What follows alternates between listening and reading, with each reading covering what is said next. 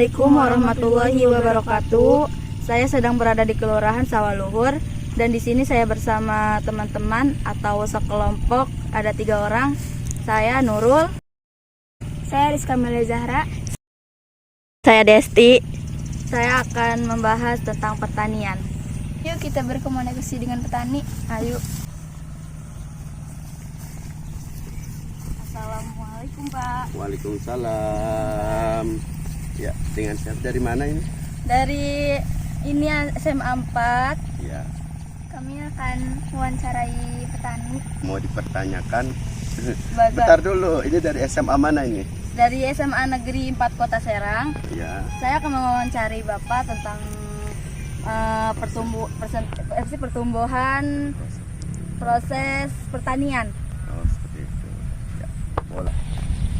Bapak sudah berapa lama berprofesi menjadi petani? Kalau saya untuk bertani kurang lebih hampir 10 tahun dalam bertani ya.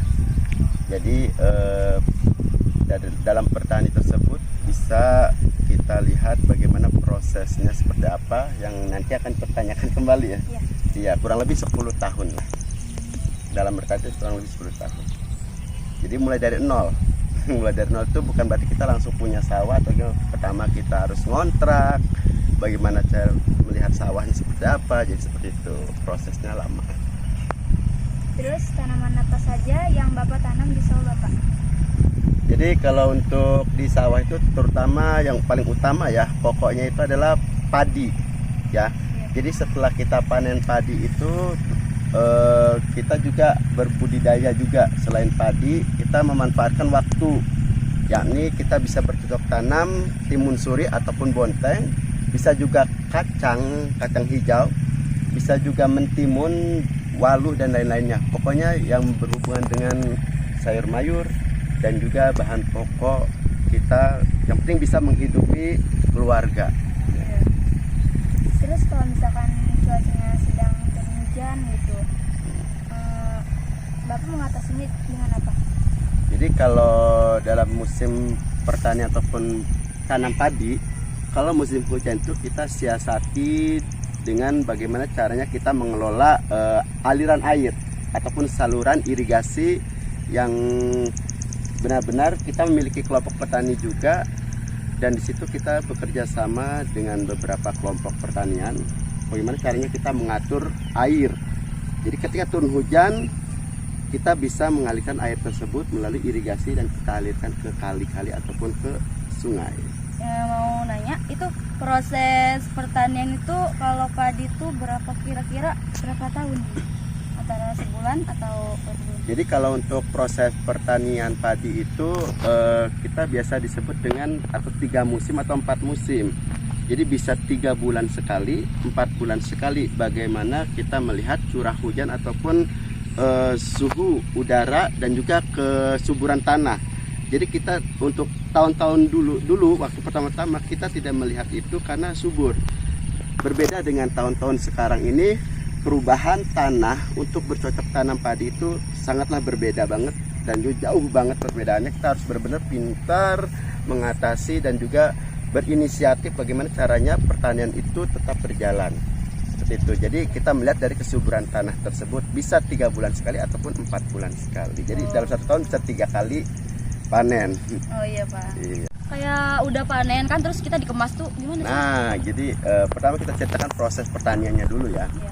Jadi awal mula kita mau memulai dalam menanam padi, ada yang namanya tanam benih.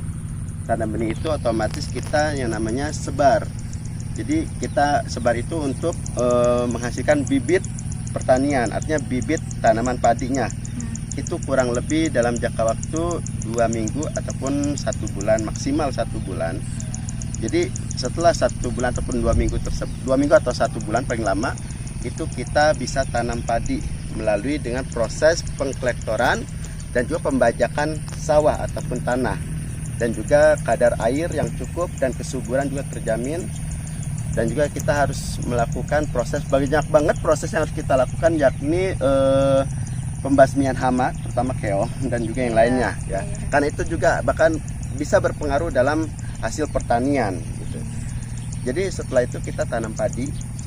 kurang lebihnya 2 atau 3 bulan baru kita bisa panen juga ya, ataupun 1 bulan juga bisa. Bagaimana kita cara merawat padi seperti itu. Dan setelah kita panen, kita ada kalau dulu, zaman dulu itu ada yang namanya ngarit, ataupun kita panen ya, panen padi pakai arit kayak gitu ya, pakai kayak pisau yang melengkung. Gak tahu bahasanya kalau Indonesianya apa itu ya. Kalau bahasa sini sih arit namanya.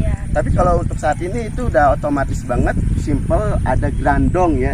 Bukan gerandongnya ini lampir ya, tapi ini gerandong, alat untuk mempermudah panen, dan juga ada yang namanya komben.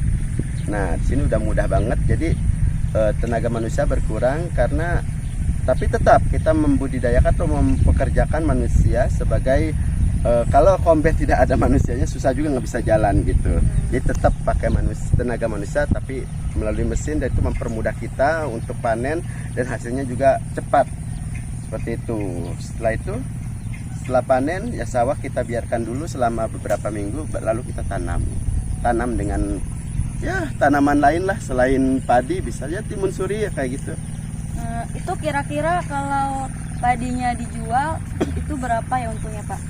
Kalau untuk padi itu kita ngelihatnya rata-rata stabil ya. Kalau untuk harga padi itu bisa, kalau 1 kotak 1 hektar lah, kurang lebih 1 hektar itu kita menghasilkan berapa ton ya.